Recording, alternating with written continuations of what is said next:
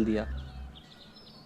लेकिन पता नहीं था ज़िंदगी में ऐसा भी मोड़ आएगा कि हम सब अपने काम काज के चक्कर में इतने उलझ जाएंगे कि अब तो लगता है कि हमारा भतीजा भी आपका ही होकर रह गया है। जब आपके एक्सीडेंट के बारे में पता चला तो तुरंत ही मैंने नेहा को फ़ोन किया। अच्छा लगा ये देख के कि आप ठीक हैं। बड़े भाई साहब, इनसे मिलिए। पहचाना? नमस्ते। ये मेरी बीवी।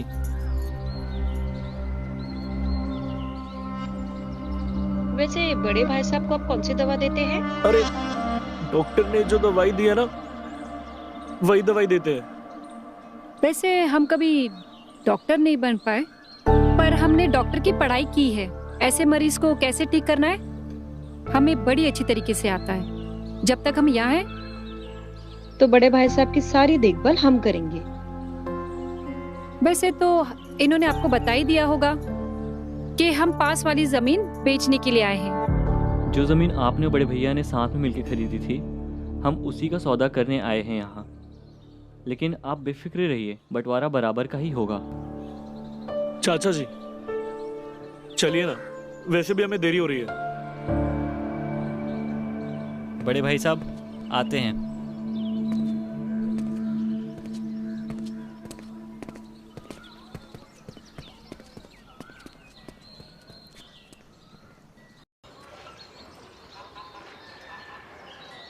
जानवी, जल्दी आओ बाबा। अरे आ गई बाबा।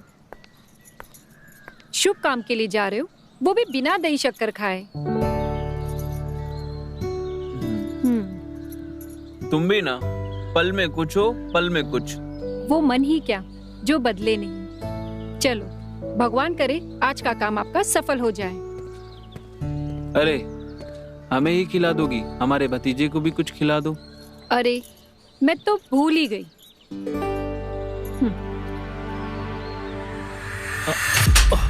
उप्स। तुम भी ना कोई भी काम ढंग से नहीं करती हो। अब भतीजे को जल्दी से ये दही खिलाओ, हमें लेट हो रहा है। ठीक है, हम अपने प्यारे भतीजे को अपने हाथों से खिलाते हैं।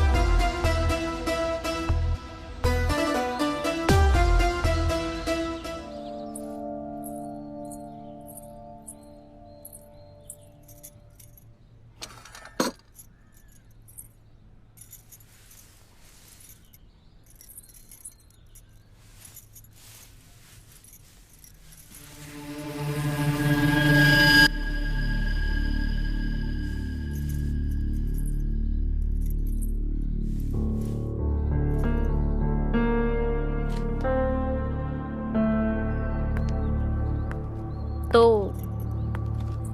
इनका भी शौक है तुम्हें? नहीं, ऐसी बात नहीं है दीदी। वो कभी कभी काम के लिए ये 2-4 दिन बाहर चले जाते हैं, तो हम अकेले में करे तो करे क्या। तो ये किताबें ही काम आती है। वैसे सच कहूं तो इसका शौक किसे नहीं होता। क्यों, भैया के जाने के बाद आपको ये सब मन नहीं करता? हम अपना कहें तो हमें तो हर रोज ये मन करता है। वो तो ये है कि ऑफिस से आके थक जाते हैं, वरना हम उन्हें कभी सोने ना दे। शादी के इतने दिनों में भी इसका खुमार उतरा नहीं? ये खुमार कोई उतरने की चीज है दीदी? हमें ये सब इतना पसंद नहीं है। वो तो हमें दिख रहा है कि आपको ये कितना पसंद है। ये वो कल रात को मच्छर मारने के चक्कर में खुद को ही नाखून मार बैठे। हमने तो कुछ पूछा ही नहीं दीदी, बस ये कह रहे थे कि इस चीज में सबको मजा आता है, और जिसे नहीं आता है उससे जिंदगी में जीना ही नहीं चाहिए। तो हम चलते हैं।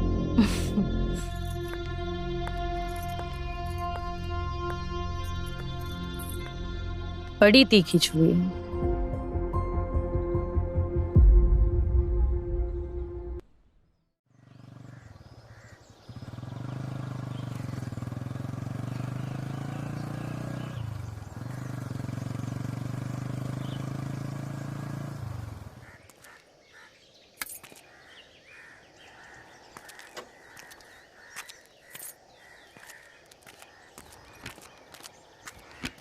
सुनो, हाँ चाचा जी।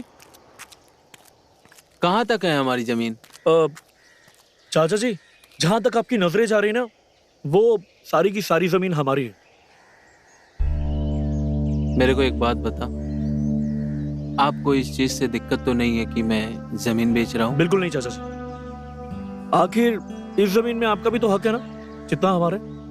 अच्छा चाचा जी, आपको एक बात पूछे, अगर बुरा ना लगे तो? हाँ पूछिए, क्यों नहीं। चाचा जी, ऐसी क्या सूझी जो आप ये जमीन बेचना चाहते हैं? अब तुमसे क्या छुपाना है, मैं और जानवी कब से बच्चा प्लान करने की कोशिश कर रहे हैं। हर बार किसी न किसी वजह से बच्चा नहीं हो पा रहा है। डॉक्टर के हिसाब से कुछ इंटरनल प्रॉब्लम है जिसके इलाज में काफी वक्त लगेगा। और जानवी है कि जिद पड़ गई है कि उसे बच्चा चाहिए ही चाहिए। बच्चा पाने के लिए सिर्फ 2 उपाय है, एक तो हम बच्चा एडॉप्ट कर लें, या तो डॉक्टर को ज्यादा पैसा देकर IVF करा लें, और दोनों में ज्यादा पैसे लगते हैं। हमने ये गांव की जमीन बेचने का प्लान किया इसीलिए। समझ गया चाचा जी, और मुझे लगता है आपको चाचा जी को भी ये बात बतानी चाहिए, वो बहुत खुश होंगे।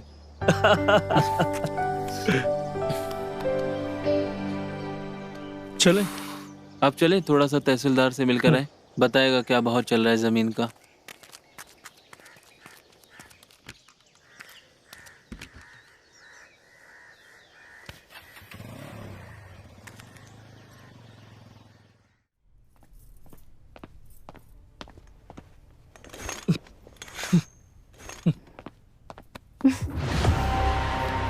सोनू क्या कर रहे हो?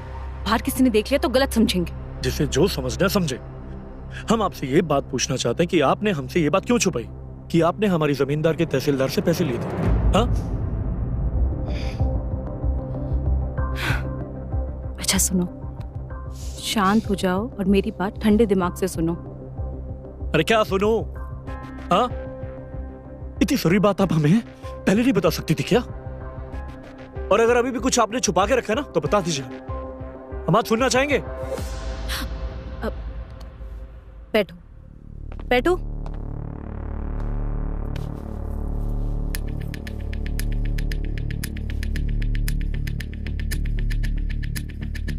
ये सच है कि मैंने तहसीलदार से जमीन के लिए पैसे लिए थे, लेकिन हमने वो पैसे तब लिए थे जब तुमने हमें कहा था कि तुम्हें बिजनेस के लिए फंड्स की जरूरत है। बिजनेस के पैसे आते ही मैं वो पैसा लौटाने वाली थी। लेकिन आप एक बार ये बात मुझे बता देते। हाँ?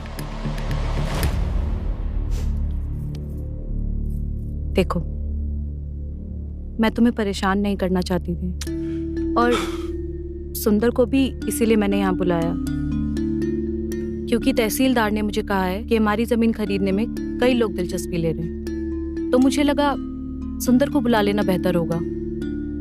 लेकिन तुम चिंता मत करो, अपने हिस्से की जमीन हम नहीं बेचेंगे। अगर अभी भी ये कोई बात आप हमसे छुपा रही है ना, तो बता दीजिए। नहीं, अपना मूड ठीक करो, नहीं तो बाहर सुंदर क्या सोचेगा।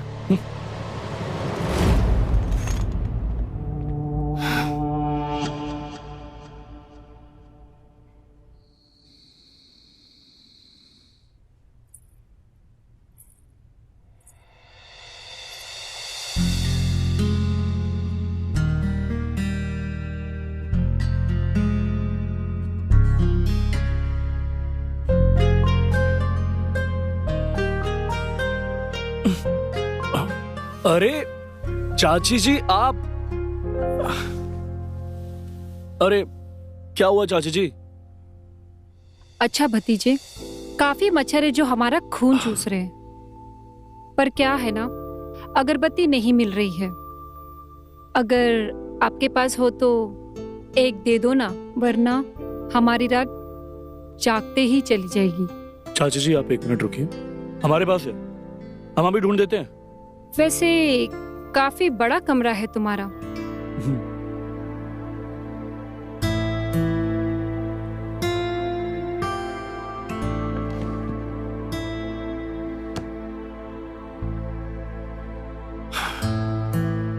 ये लीजिए, अब से आपको कोई भी मच्छर नहीं छुएगा।